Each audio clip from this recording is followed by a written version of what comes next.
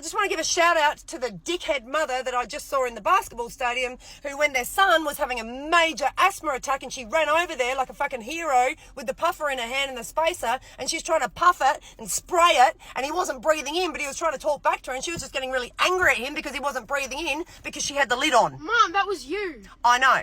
Hi, my name is Dr. Rubin. I'm a board-certified allergist. It is common to make mistakes when taking asthma medications because there are many steps and it can be confusing. So I'm going to go over how to take one type of inhaler called a metered dose inhaler. That's the one where you push this down and it shoots out medicine at about 60 miles per hour.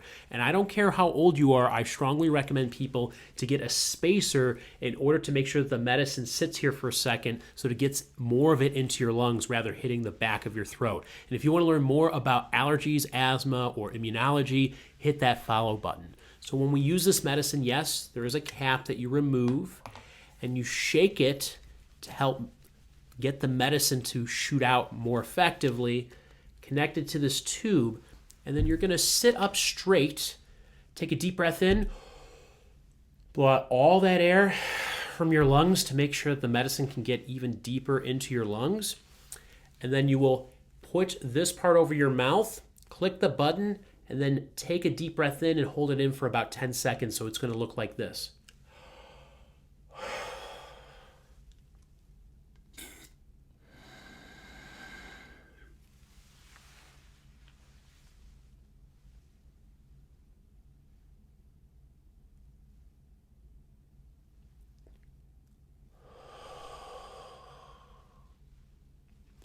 If there's a steroid component to the inhaler, you then need to wash your mouth out to make sure that no medicine gets to the back of your throat and create something called thrush.